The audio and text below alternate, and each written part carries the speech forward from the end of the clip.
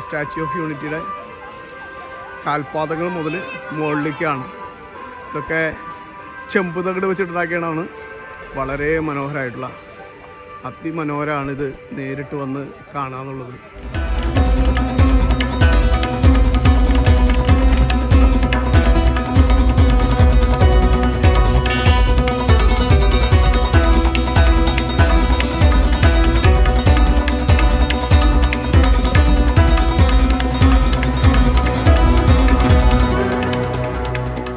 ഇതിപ്പോൾ വൽസാഡ് സ്റ്റേഷനാണ്. വൽസാഡ് സ്റ്റേഷൻ്റെ അവിടെ നിന്നാണ് നമ്മൾ സ്റ്റാച്യു ഓഫ് യൂണിറ്റിയിലേക്ക് പോണത്. അപ്പോൾ ഇതാണ് Valsad station.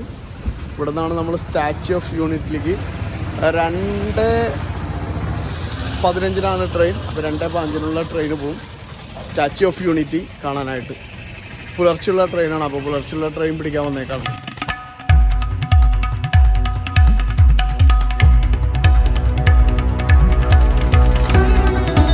Statue of unity കാണാനേ ഇക്താനഗർ എന്നുള്ള സ്റ്റേഷനാണ്. ഇക്താനഗർ എന്നുള്ള സ്റ്റേഷനിലെത്തിയാലാണ് നമുക്ക് സ്റ്റാച്യു ഓഫ് യൂണിറ്റിലവിടേക്ക് പോകാൻ പറ്റുള്ളൂ.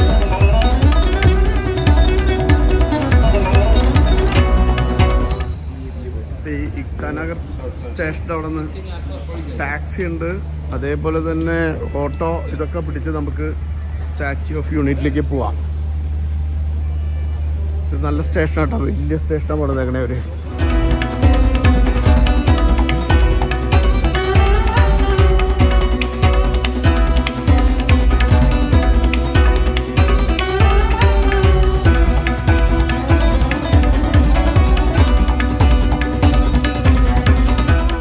സ്റ്റാച്യു ഓഫ് യൂണിറ്റിലേക്കുള്ള ടിക്കറ്റ് കൗണ്ടറാണിത്.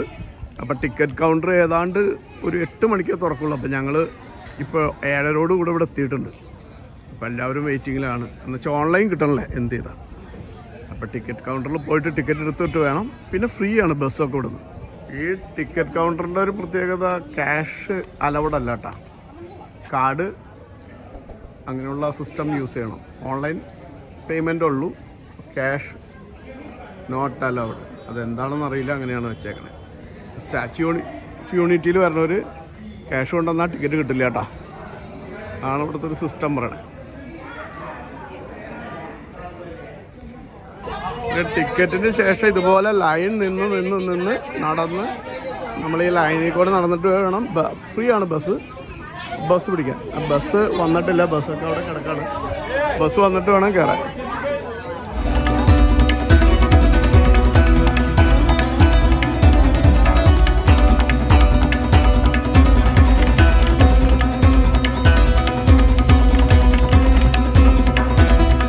സ്റ്റാച്യു ഓഫ് യൂണിറ്റി വന്നു. അപ്പോൾ ബസ്സിൽ വന്ന് ഇറങ്ങിക്കഴിഞ്ഞിട്ട് പിന്നെ ഫസ്റ്റ് നമ്മൾ ആ ബസ്സിൻ്റെ ബസ് സ്റ്റാൻഡ് ഉണ്ട്. ബസ് ഇങ്ങനെ വന്ന് നിർത്തുന്ന സ്ഥലമുണ്ട്. അപ്പോൾ എൻട്രിയിലേക്ക് പോകുന്നതിന് മുമ്പുള്ളതാണ്. ആ ഭാഗമാണ് സ്റ്റാച്യു ഓഫ് യൂണിറ്റിയുടെ ഒരു വ്യൂ ആണ്. നല്ല ലോങ് വ്യൂ ആണിത്. ഇവിടുത്തെ ഒരു എൻട്രിയിലൊരു പ്രശ്നമുണ്ട് കേട്ടോ. എല്ലാവരും ശ്രദ്ധിക്കേണ്ട കാര്യം. ഇപ്പം ഞങ്ങൾ തന്നെ വന്നിട്ട് തിരിച്ച് ഇപ്പം എൻ്റെ പെങ്ങളുടെ മോൻ തിരിച്ചു കൊണ്ടുവന്നു. അതായത് എൻട്രിയിൽ നമുക്ക് വരുമ്പോഴാണ് പറയണേ ബാഗൊന്നും അകത്ത് കയറ്റാൻ പറ്റില്ല എന്ന്. ലോക്കർ നമുക്കവിടെ ബസ് വന്ന് നിൽക്കുന്നിടത്ത് ലോക്കറുണ്ട്. അപ്പോൾ അവിടെ നമ്മൾ വെച്ചിട്ട് വേണം വരാൻ. ഇത് ഞാനിവിടെ നിന്നു. അതേപോലെ തന്നെ ഏറെ ആൾക്കാർ ഇവിടെ ബാഗും കൊണ്ട് വന്നിട്ട് പിന്നെ തിരിച്ചു പോവാണ് അവർ. കാരണം അത് ലോക്കറിൽ വെച്ചിട്ട് വരാനായിട്ട്. അപ്പോൾ എല്ലാവരും ശ്രദ്ധിക്കുക, ഇവിടെ വന്നു കഴിഞ്ഞാൽ ലോക്കറിൽ വെച്ചിട്ടേ നടന്ന് വരാവൂ, അല്ലെങ്കിൽ ഈ ബാഗും കൊണ്ട് അകത്ത് കയറാൻ പറ്റില്ല. ഫുഡ് ഐറ്റം ഒന്നും കയറ്റില്ല. വെള്ളം നമുക്ക് കുടിക്കാനുള്ള വെള്ളം മാത്രം കയറ്റാം. അപ്പോൾ എല്ലാവരും ശ്രദ്ധിച്ചോളൂ അത് കേട്ടോ. ഇവിടെ അങ്ങനെ മനോഹരമായിട്ട് പൂക്കളൊക്കെ വെച്ച് പിടിപ്പിച്ചിട്ടുണ്ട് കേട്ടോ. നമ്മുടെ ഹാൻഡിക്യാപ്ഡ് ആൾക്കാർക്കുള്ള എല്ലാ സൗകര്യങ്ങളും ഇവിടെ മുൻകൂട്ടി തന്നെ ചെയ്തു വെച്ചിട്ടുണ്ട്. ആര് വന്നാലും അവരെ കൊണ്ടുപോകാനുള്ള സൗകര്യങ്ങളൊക്കെ ഉണ്ട്. പെൻട്രിയിൽ അങ്ങനെയാണ്. നന്നായി ചെയ്തിട്ടുണ്ട് എല്ലാം. നല്ലായി ഫ്ലവേഴ്സൊക്കെ. നമ്മൾ പാലപ്പൂവാണ്, നല്ല സ്മെല്ലുണ്ട്. ബെസ്റ്റ് റൂഫിംഗ് ഉണ്ട്.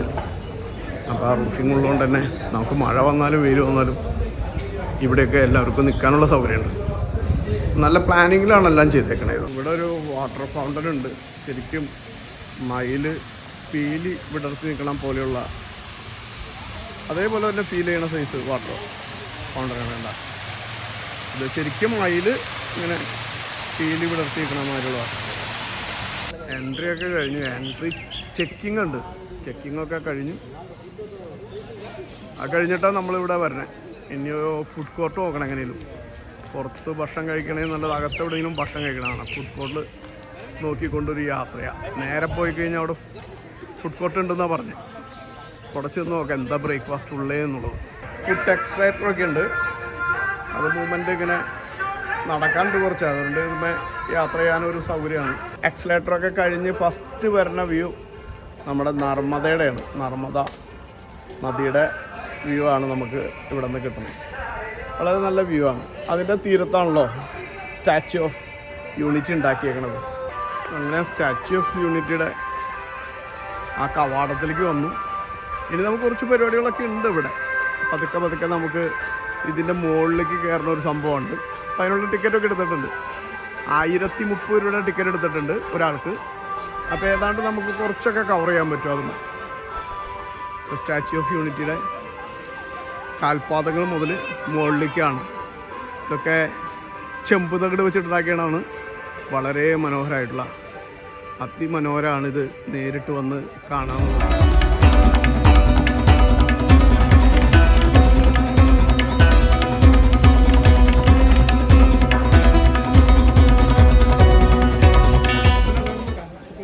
മുകളിലേക്ക് പോകാനുള്ള എൻട്രിയാണ്.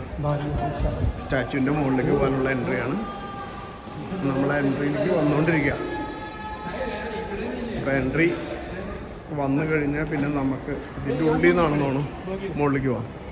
നമ്മുടെ അവിടെയുള്ള ഗവൺമെൻറ് ഉദ്യോഗസ്ഥർ പോലെ തന്നെയാണ്. കൃത്യമായിട്ടൊന്നും പറഞ്ഞുതരൊന്നുമില്ല. ആ വ്യക്തത എല്ലായിടത്തും ഉണ്ട്. അതായത് ഫുഡ് കോർട്ട് എവിടെയെന്ന് വെച്ചപ്പോൾ നേരെ എതിർവശം കാണിച്ചത്.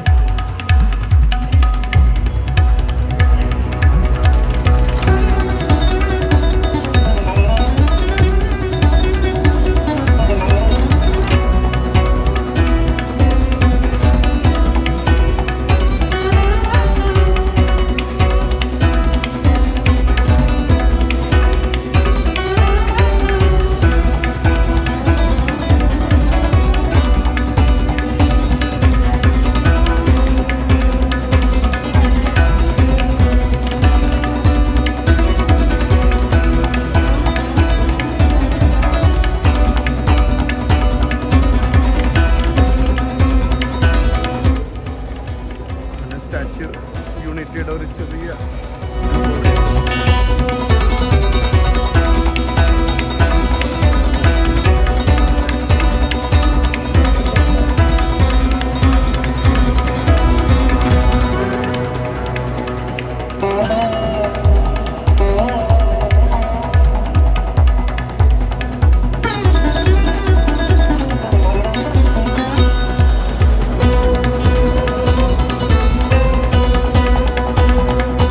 ഉൾഭാഗാട്ട വളരെ നല്ല ഭംഗിയിലുണ്ടാക്കിയാണ്.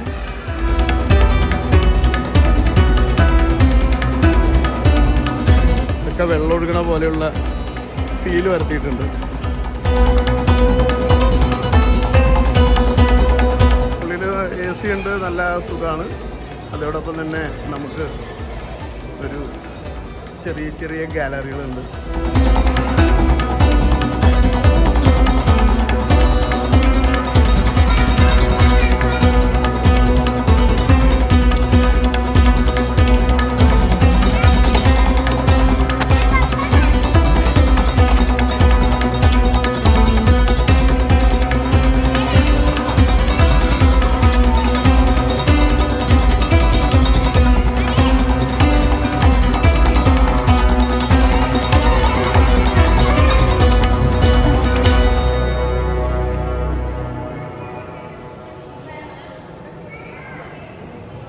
എൻട്രി ആണ് അത്. മുകളിലേക്ക് പോകുന്ന എൻട്രിയാണ്.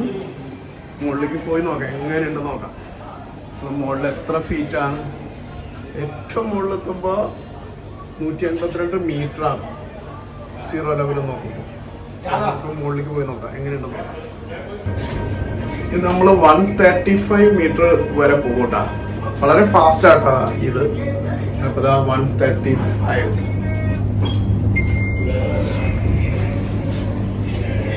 അപ്പോൾ നമ്മൾ മുകളിലേക്ക് എത്തി. മുകളിലേക്ക് എത്തിയതിന് ശേഷമുള്ള വ്യൂകള് നമുക്ക് നോക്കാം. ഇനി മൊത്തത്തിൽ ആളുകൾ നിൽക്കുന്നുണ്ട്.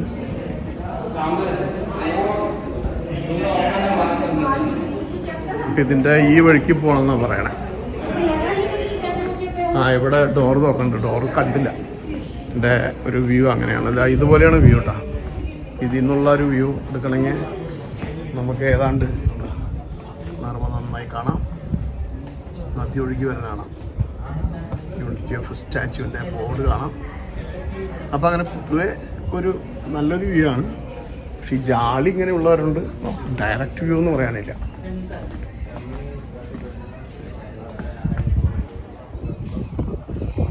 ഇങ്ങനെ പുഴ ഇങ്ങനെ താഴെ കൂടെ നർമ്മദ ഒഴുകി പോകുന്നുണ്ട്. ഡാം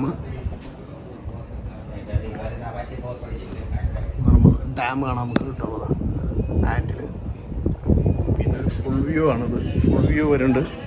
ഇതിൻ്റെ താഴെ നമ്മൾ വന്ന വഴികളൊക്കെ കാണാം. വന്ന വഴികൾ കണ്ട ഇതിൽ കൂടെയാണ് നമ്മൾ വന്നത്. അവിടെയാണ് ആ മുകളിലായിട്ടാണ് നമ്മൾ ബസ് പാർക്കിംഗ് ഉള്ളത്. അത് കഴിഞ്ഞ് അതിൻ്റെ താഴെ കൂടെ ഇങ്ങനെ വന്ന് അങ്ങനെയാണ് നമ്മൾ ഇതിൻ്റെ മുകളിൽ വന്ന് എൻട്രി ചെയ്യണത്. അപ്പോൾ ഇവിടെ നിന്നുള്ള മുകളിൽ നിന്നുള്ള ആകാശ കാഴ്ച എന്ന് പറയുന്നത് വളരെ മനോഹരം. ഒരു ഹെലികോപ്റ്ററിൻ്റെയൊക്കെ മുകളിലിരുന്ന് കാണുന്ന അതേ രീതി തന്നെ നമുക്ക് ഫീൽ ചെയ്യുന്നുണ്ട്. വളരെ ഭംഗിയാണ്. അപ്പോൾ ഒരു പാക്കേജാണ്. 1030 രൂപയുടെ ഒരു ടിക്കറ്റ് എടുത്ത ഒരു പാക്കേജാണ്. അപ്പോൾ അതിൽ നമുക്ക് മുകളിലേക്കൊക്കെ വരാം.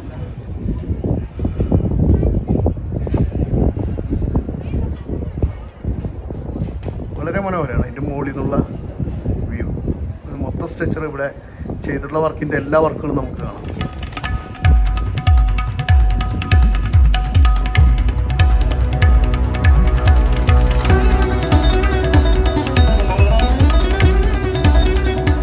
അപ്പോൾ സ്റ്റാച്യു ഓഫ് യൂണിറ്റിയുടെ ഏറ്റവും മോൾ ഭാഗമാണിത്. ഇങ്ങനെ വ്യൂ ആണ്. അപ്പോൾ നമുക്ക് ആ ടിക്കറ്റ് അനുസരിച്ച് എടുത്ത് നമുക്ക് സ്റ്റാച്യു ഓഫ് യൂണിറ്റിയുടെ ആ എൻഡ് ഇവിടെ നിന്ന് കാണാം. പക്ഷേ ഒരു ജാളിയുണ്ട് സേഫായിട്ട്, അല്ലെങ്കിൽ അപകടങ്ങളൊക്കെ സംഭവിക്കില്ല. അതുകൊണ്ടൊരു ജാളി കൃത്യമായിട്ട് അവർ ചെയ്തിട്ടുണ്ട്. അപ്പോൾ 135ാമത്തെ നിലയിലാണ് നമ്മൾ നിൽക്കുന്നത്. നല്ല കാറ്റൊക്കെ വരുന്നുണ്ട് കേട്ടോ. നന്നായി കാറ്റ് വരുന്നുണ്ട്. അപ്പോൾ ഇതാണ് അതിൻ്റെ ഒരു വ്യൂ വരുന്നത്. ഏതാണ്ട് ഇതിൻ്റെ സ്ട്രക്ചർ ഇതുപോലെ കേട്ടോ. ഇതുപോലെ കുറേ നല്ല ഇരുമ്പ് പാളികൾ കൊണ്ട് വളരെ ഭംഗിയായിട്ട് പുറം മൂടി ഉണ്ടാക്കുന്നതിന് നമ്മൾ നല്ല ബലമുള്ള നല്ല സ്ട്രക്ചർ തന്നെ കൊടുത്തിട്ടുണ്ട്. കണ്ടോ, നല്ല സ്ട്രക്ചറിലാണ് ഇത് പടുത്തുയർത്തിയേക്കുന്നത്. മറ്റൊരു വ്യൂ, ഒരു എതിർവശത്തുള്ള വ്യൂ എന്ന് പറഞ്ഞാൽ നമ്മൾ വന്ന റോഡ്, അതേപോലെ നർമ്മദ ഇങ്ങനെ ഒഴുകിക്കൊണ്ടിരിക്കുന്ന വ്യൂ ആണ്. നമുക്കതിൻ്റെ ഇത് വിട്ട് ജാളി വിട്ട് നമുക്ക് അങ്ങോട്ട് കിടക്കാൻ പറ്റില്ല. ഫുൾ സേഫായിട്ട് ഒരു അടച്ചിട്ടേക്കാം. അപ്പം അങ്ങനെ ഒരു വ്യൂ ആണ് ഇവിടെ ഉള്ളത്.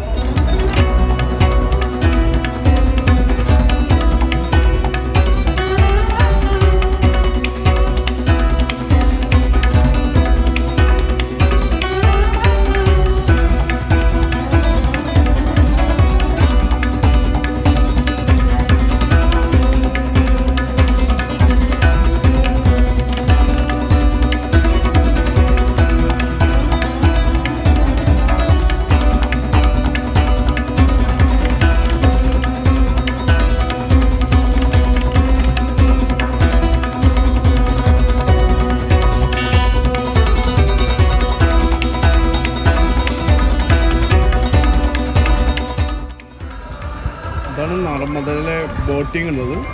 ഇതിനൊക്കെ എക്സ്ട്രാ നമ്മൾ ടിക്കറ്റ് എടുക്കുന്നതാണ്. അതുപോലെ ഹെലികോപ്റ്റർ ഉണ്ട്. ഹെലികോപ്റ്ററിൽ പോകണമെങ്കിലും എക്സ്ട്രാ ടിക്കറ്റ് എടുക്കണം.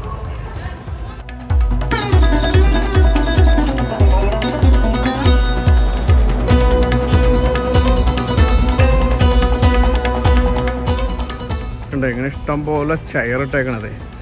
നൈറ്റ് ലേസർ ഷോ ഉണ്ട്. ഞാൻ അതിക്ക് മുമ്പ് പ്രാവശ്യം വന്നിട്ടുള്ളൂ, 3 കൊല്ലം മുന്നേ. അപ്പോൾ നൈറ്റ് നമ്മുടെ സ്റ്റാച്യൂടെ മുകളിലേക്കാണ് ലേസർ ഷോ വരാം. അപ്പോൾ ഫുള്ള് ആളുകൾക്ക് ഇരിക്കാനുള്ളൊരു സൗകര്യമാണ് ഇവിടെ ഒരുക്കിയേക്കുന്നത്. ഫുഡ് കോർട്ട് ഉണ്ട് ഇവിടെ. ഫുഡ് കോർട്ടിൽ എന്തൊക്കെയുണ്ട് എന്ന് എനിക്കറിയില്ല. നമുക്ക് നോക്കാം. ഇതിൻ്റെ ഉള്ളിലാവുമ്പോൾ ചായ വരെ കിട്ടുമോ എന്നുള്ളത് നോക്കാം, അന്വേഷിക്കാം. സമൂസ, പട, മെത്തി, കച്ചോരി എല്ലാം ഉണ്ട്.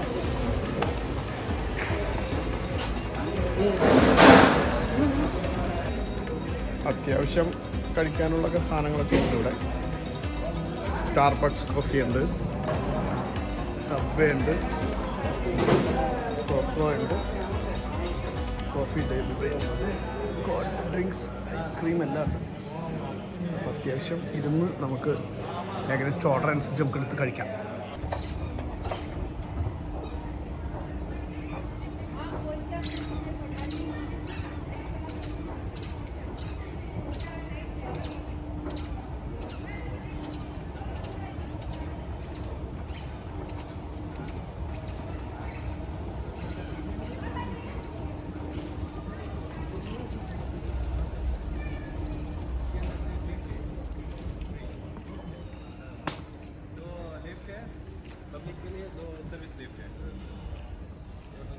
ഇത് സർദാർ വല്ലഭായ് പട്ടേലിൻ്റെ ഷൂവിൻ്റെ സോളാണ്. സോളിൻ്റെ ഭാഗമാണ് നമ്മൾ കാണുന്നത്. സോളിൻ്റെ ആ ഭാഗം നോക്കേ, സോളിൻ്റെ ഭാഗം തന്നെ എന്നെക്കാളും വളരെ ഹൈറ്റാണ്. 162 മീറ്റർ ഹൈറ്റ് വന്ന എൻ്റെ രീതി മനസ്സിലായില്ലേ.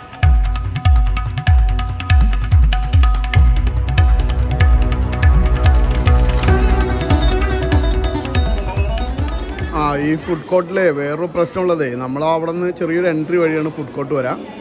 ആ ഫുഡ് കോർട്ട് വന്ന് കഴിഞ്ഞിട്ട് നമ്മളിവിടെ നിന്ന് കഴിച്ച് എക്സിറ്റ് ചെയ്ത് കഴിഞ്ഞാൽ വീണ്ടും ഇതിൻ്റെ ഉള്ളിലേക്ക് കയറാൻ പറ്റില്ല കേട്ടോ. ഞങ്ങൾ വളരെ റിക്വസ്റ്റ് ചെയ്ത് 1030 രൂപയുടെ ടിക്കറ്റാന്ന് പറഞ്ഞിട്ട് റിക്വസ്റ്റ് ചെയ്തിട്ടാണ് നമ്മൾ കയറിയത്. അപ്പോൾ ഇതൊന്നും ശ്രദ്ധിക്കുക, ഈ ഫുഡ് കോർട്ട് കയറി കഴിഞ്ഞിട്ട് പിന്നെ റീ എൻട്രി ആവും. അപ്പോൾ അതൊരു വലിയ സിസ്റ്റമാണ് ഇവിടെ ചെയ്ത് വെച്ചേക്കണേ. ഇതാണ് സ്റ്റാച്യു ഓഫ് യൂണിറ്റിയിൽ ലേഡീസിന് മാത്രമായിട്ട് ഇവിടെ കൊടുത്തേക്കണതാണ്. അപ്പോൾ ലേഡീസാണ് ഇതിൻ്റെ എല്ലാം ഡ്രൈവേഴ്സായിട്ട് ഈ ഓട്ടോയിൽ വരുന്നത്. Pink auto. പൊതുവേ ആളുകളെല്ലാം ഇതിൽ യാത്രയുണ്ട്. ഇത് നല്ലൊരു കാര്യം. അത് ഇവിടെ സൊവനീറായിട്ട് കുറേ ഉണ്ട് കേട്ടോ. ഇതൊക്കെ സൊവനീറാണ്. സൊവനീറായിട്ട് കുറേ സൊവനീർ വെച്ചിട്ടുണ്ട്. ക്യാപ്പുണ്ട്, പിന്നെ ക്യാപ്പ്. ഇത് നമ്മൾ ക്യാപ്പ് വാങ്ങി നടക്കാൻ വെയിലുള്ള വഴി ഒരു ക്യാപ്പ് പോയി എൻ്റെ പറഞ്ഞു. അങ്ങനെ സൊവനീർസ് കുറേ സൊവനീർസാണ് ഇതൊക്കെ. നമ്മൾ അടുത്ത് പോണ സ്ഥലമാണ് വാല്യൂ ഓഫ് ഫ്ലവർ. അപ്പോൾ സർദാറിൻ്റെ സ്റ്റാച്യൂൻ്റെ അവിടെ നിന്ന് ബസ്സുണ്ട്. നമ്മൾ പാക്കേജ് എടുത്തിട്ടുണ്ട്. അപ്പോൾ ആ പാക്കേജിനനുസരിച്ചാണ് പോണത്. ഈ ക്യൂവിൽ ഇങ്ങനെ നിന്നിട്ട് വേണം പോകാൻ. ഇതാണ് ജംഗിൾ സഫാരി ഉണ്ട്. എക്സ്ട്രാ ടിക്കറ്റ് എടുത്ത് പോകണം. അപ്പോൾ ജംഗിൾ സഫാരിയുടെ പോകേണ്ടവർക്ക് എക്സ്ട്രാ ടിക്കറ്റ് എടുത്ത് ഇവിടുന്ന് പോകാം.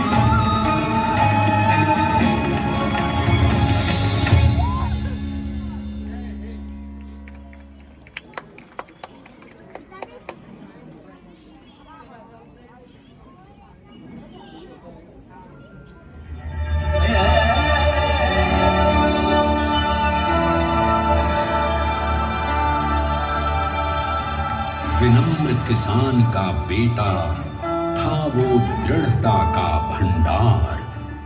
वल्लभ भाई पटेल नाम कहलाता था सरदार। कृषक कार्मिक जनगण से था उसको प्यार अपार। अखिल देश ने उसे रहनुमा किया था स्वीकार। गांधी बापू का शिष्य, सत्य अहिंसा का अवतार, किंतु एक भारत करने को धर लेता हथियार। लौह पुरुष संबोधन था वो लोहे की दीवार। तेज पुंज तुम, शक्ति पीठ तुम, बल का सागर अपरंपार। ऋणी देश का नम्र नमन तुम स्वीकारो सरदार।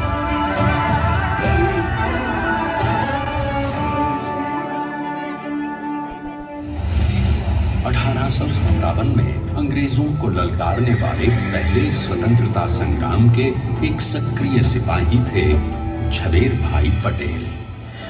करमसद गांव के इस बहादुर देशभक्त किसान और उनकी पत्नी लाडबाई के 5 बेटों और 1 बेटी में से चौथे पुत्र थे वल्लभ भाई। बालक वल्लभ ने करमसद के बाद नडियाद से अपनी हाई स्कूल की शिक्षा पूरी की। फिर 13 साल की उम्र में उनकी शादी भी हो गई छोटी सी झवेर बाई से। 2 बच्चों, बेटी मणिबहन और बेटे डाया भाई को जन्म देने के बाद झवेर बाई असमय ही चल बसी। सदी बदलने और 20वीं सदी आने पर उनका जीवन भी एक चमत्कार की तरह बदला। प्लीडर का इम्तिहान पास करके वो वकालत करने लगे। पहले गोधरा, फिर आणंद और उसके बाद अहमदाबाद में। मगर जल्द ही वकालत छोड़कर वो बैरिस्टर बनने की इच्छा से इंग्लैंड चले गए। लंदन में बैरिस्ट्री में अव्वल आने और वजीफा जीतने वाले वो अनोखे भारतीय थे। अब तो अहमदाबाद की वरिष्ठ अदालत में बैरिस्टर पटेल की जिरह और जीतों की धूम मच गई।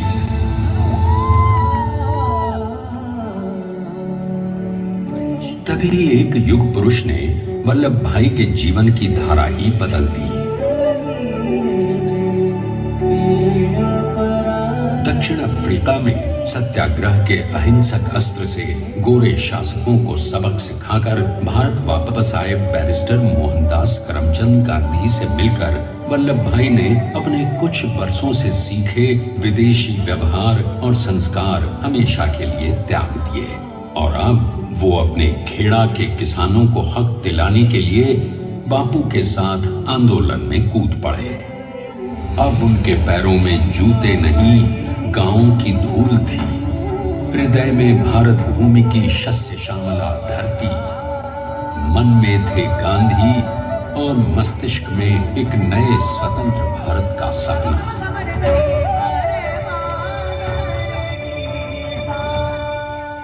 तभी बारडोली के मजबूर मजलूम किसानों की यातना का समाचार उनके पास पहुंचा। तुरंत वल्लभ भाई वहां पहुंचे और यूं शुरू हुआ भारत का सबसे बड़ा और सफल किसान आंदोलन बारडोली। वल्लभ भाई ने बारडोली के 87,000 किसानों को ऐसा अटल अडिग अचल मनोबल दिया कि अंग्रेजी सरकार हिल गई और 1 बरस के बाद उनका लगान माफ कर दिया गया। अब तो पूरे देश में लोग वल्लभ भाई के नाम की कस्में खाने लगे। स्वयं महात्मा गांधी ने कहा, अब वल्लभ भाई मेरे शिष्य या साथी नहीं, सारे देश के सरदार हैं। और देश को मिल गया एक अनोखा असरदार सरदार।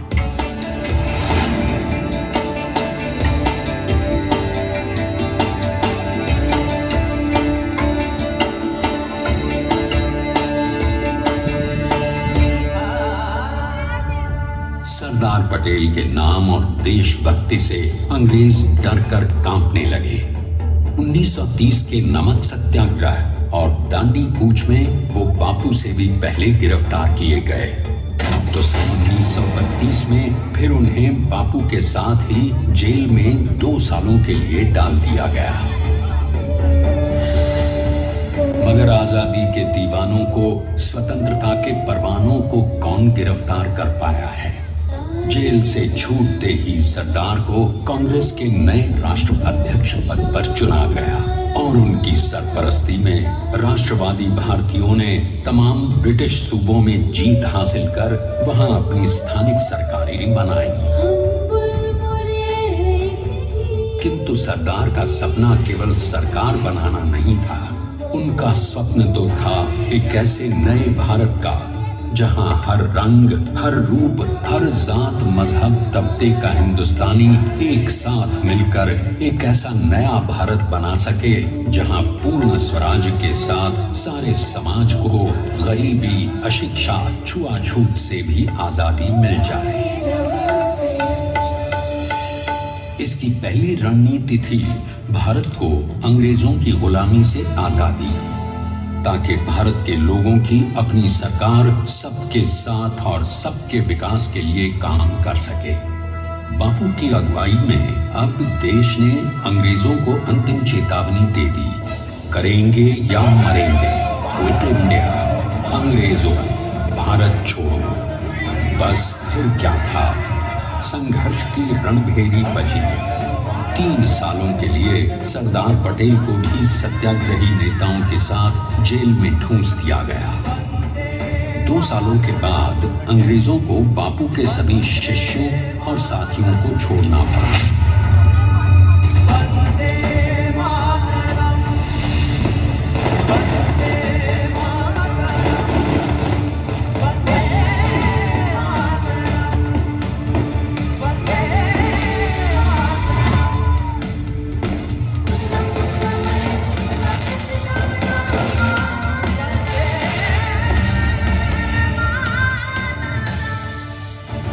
स्वतंत्रता के स्वप्न के सच होने के साथ अब सरदार पर कई एक नई जिम्मेदारियां थीं। आने वाली आजादी की तैयारी और एक नए भारत के लिए नए लोकतांत्रिक संविधान की संरचना।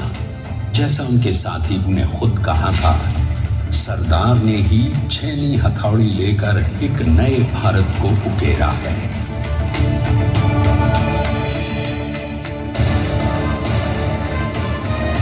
स्वाधीनता तो प्राप्त हुई के लिए सारे देश का आकाश वायुयानों से भर गया।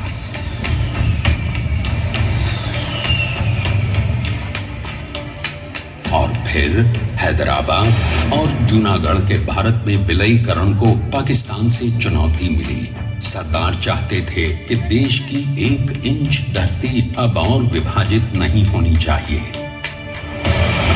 नए भारत को एक करने के लिए समझा बुझाकर, मना कर 565 रियासतों को सरदार ने अपनी सूझबूझ, सदाशयिता, संबल से एक नए स्वतंत्र भारत का अभिन्न अंग बना लिया।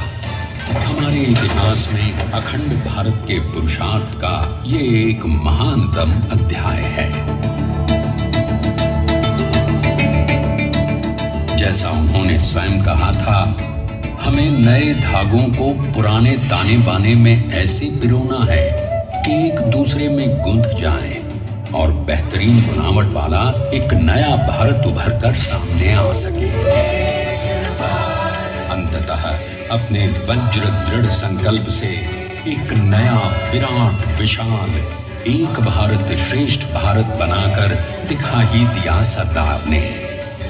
संसार के सबसे बड़े प्रजातंत्र के शिल्पी को प्रणाम करने के लिए देश ने बनाया है ये समर्थ स्मारक। स्वाधीन भारत को समर्थ भारत में बदलने वाले सरदार पटेल को समर्पित प्रेरणा तीर्थ भी है।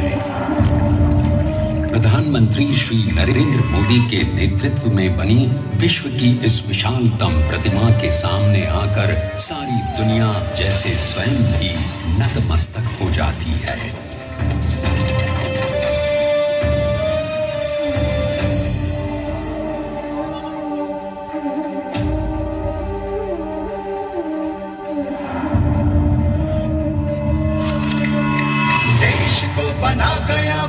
अमिट अटल हरा सका उसे न कोई शत्रु दल चट्टान के समान सा पुरुष प्रबल पटेल तो स्वदेश का सम्मान है पटेल तो स्वदेश का सम्मान है पटेल तो स्वदेश का सम्मान है पटेल तो स्वदेश का सम्मान है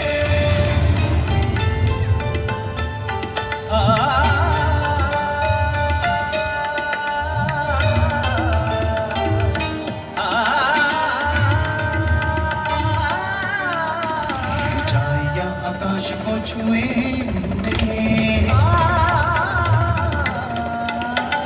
गहराइयां समुद्र की लिए कदम अडिग जमीन पर जमे हुए पटेल अपनी आन बान शान है पटेल अपनी आन बान शान है पटेल तो स्वदेश का सम्मान है पटेल तो स्वदेश का सम्मान है पटेल तो स्वदेश का सम्मान है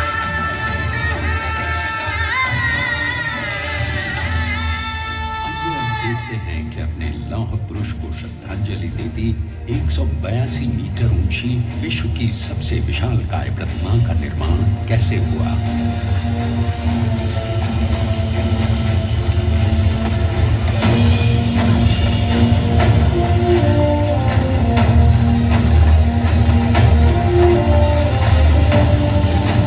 गगन चुंबती इस अद्वितीय अभूतपूर्व प्रतिमा को बनाने के लिए सबसे पहले नदी पर 4,500 क्यूबिक मीटर का राफ्ट बना और फिर सीधा 600 फीट का कंक्रीट का कोर बनाया गया।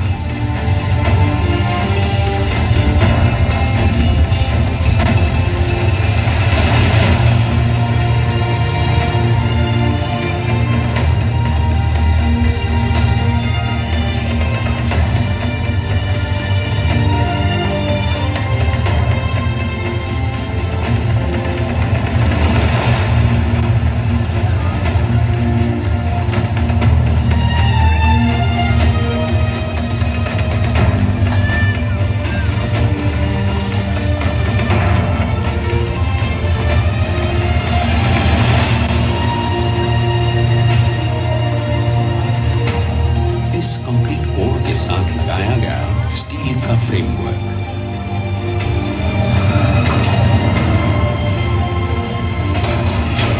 और फिर इस फ्रेमिंग पर 6,500 ब्रॉन्ज के पीसेस लगाए गए।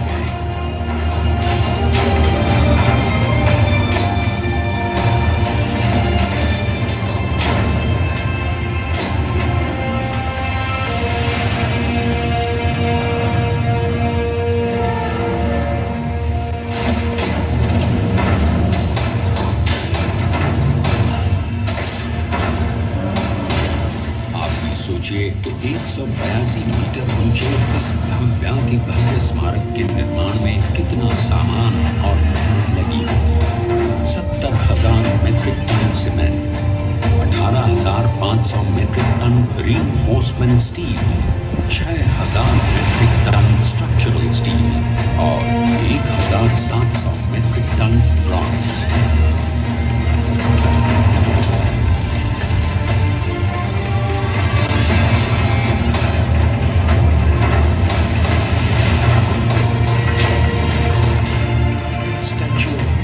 आज एक वर्ल्ड आइकॉन है और इसे मुमकिन बनाने में एक सेकंड भी ब्रेक लिए बिना देश भर की टीम्स ने 24/7 काम किया।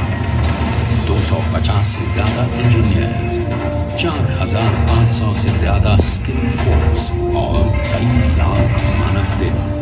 हम गर्व से कह सकते हैं कि कुल मिलाकर स्टैच्यू ऑफ यूनिटी के निर्माण में 95% माल सामान, मजदूर, इंजीनियर्स और एक्सपर्ट्स थे भारतीय।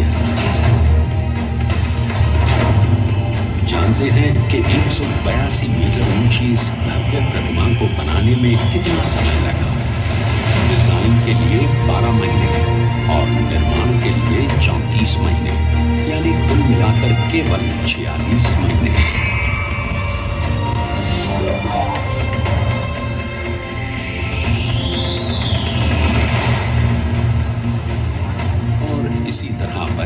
देश के शिल्पकार की एक अनूठी अद्वितीय विशाल प्रतिमा जो सिर्फ आज ही नहीं बल्कि आने वाले न जाने कितने सालों तक यूं ही चमचमाती रहेगी।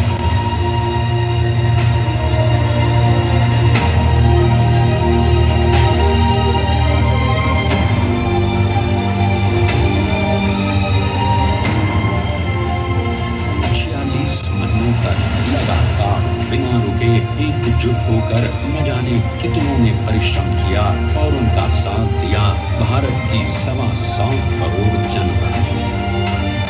और तभी मुमकिन हो पाया एक ऐतिहासिक निर्माण जो आज कहलाता है भारत की नई पहचान।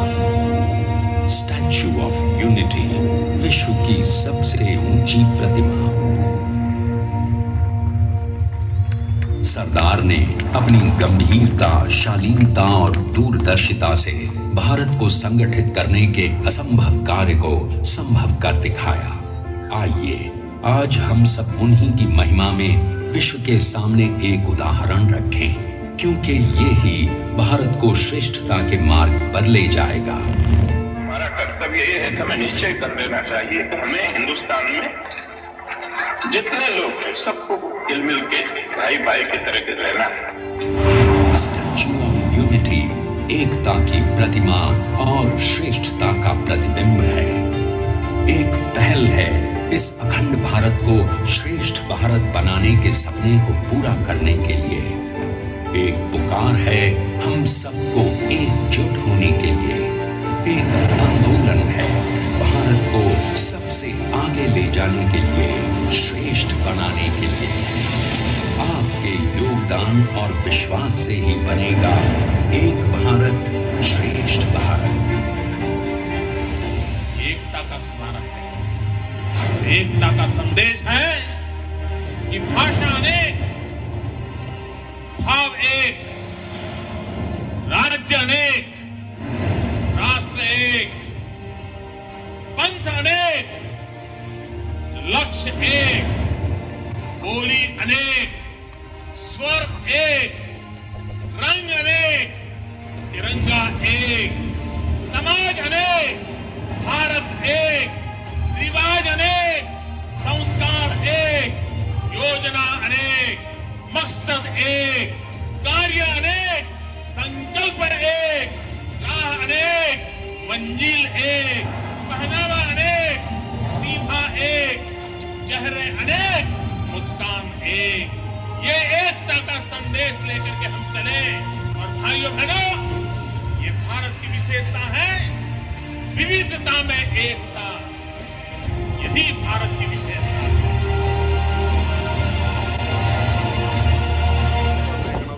സ്റ്റാച്യു ഓഫ് യൂണിറ്റി കാണാനാണ്. ബഹുമാനായ സർദാർ വല്ലഭായ് പട്ടേലിൻ്റെ ഓർമ്മയ്ക്ക് മുന്നിൽ തല കുനിച്ചുകൊണ്ട് ഇത്രയും നല്ലൊരു സംരംഭം ഉണ്ടാക്കിയതിൽ എനിക്ക് ഭയങ്കര സന്തോഷമുണ്ട്. ഞാൻ രണ്ടാം വട്ടം വരണേ, ഒരു വട്ടം ഇരിക്കുമ്പോൾ വന്നിട്ടുണ്ട്. ഞാനൊന്ന് വീഡിയോ ഒന്നും എടുത്തില്ല, ഫോട്ടോസൊക്കെ സ്റ്റിൽസൊക്കെ എടുത്തു പോയി. ശരിക്കും പറഞ്ഞാൽ ഇത് ഉണ്ടാക്കിയേക്കുന്നത് ഇൻ്റർനാഷണൽ നിലവാരത്തിലാണ്. വളരെ മനോഹരമായിട്ടുണ്ട്. എല്ലാ രംഗത്തും, ബാത്റൂംസ് ആയാലും എന്തായാലും എല്ലാ രംഗത്തും വളരെ നീതി പുലർത്തിയിട്ടുണ്ട്. വളരെ മെയിൻ്റനൻസും എല്ലാ രീതിയിലും നല്ല രീതിയിൽ നടത്തുന്നുണ്ട്. ഇത് ഗുജറാത്തിൻ്റെ ടൂറിസത്തിലെ വലിയൊരു നാഴികക്കല്ല. അത്രയധികം ജനം വരണം. വീക്കെൻഡൊന്നും നിൽക്കാൻ പറ്റില്ല, അത്രയധികം ജനം വരുന്നുണ്ട്. വരേണ്ട രണ്ട് രീതിയുണ്ട്. ഒന്ന് ഫ്ലൈറ്റ് ആയാലും ട്രെയിൻ ആയാലും വഡോദര സ്റ്റേഷനാണ് വരേണ്ടത്. അത് ഫ്ലൈറ്റിൽ വന്നിട്ട് നിങ്ങൾക്ക് ഇങ്ങോട്ട് വരാം, ട്രെയിൻ വന്നിട്ട് ഇങ്ങോട്ട് വരാം. ട്രെയിൻ വന്നാൽ അവിടെ നിന്ന് ട്രെയിൻ കിട്ടും നിങ്ങൾക്ക്. ഇവിടെ വന്നാൽ ടിക്കറ്റ് ഓൺലൈൻ ബുക്ക് ചെയ്യണമെങ്കിൽ നിങ്ങൾക്കിവിടെ ബസ് യാത്രയും എല്ലാം സൗജന്യമാണ്. അപ്പോൾ നിങ്ങൾ എന്തായാലും സ്റ്റാച്യു ഓഫ് യൂണിറ്റി വന്ന് കാണണം.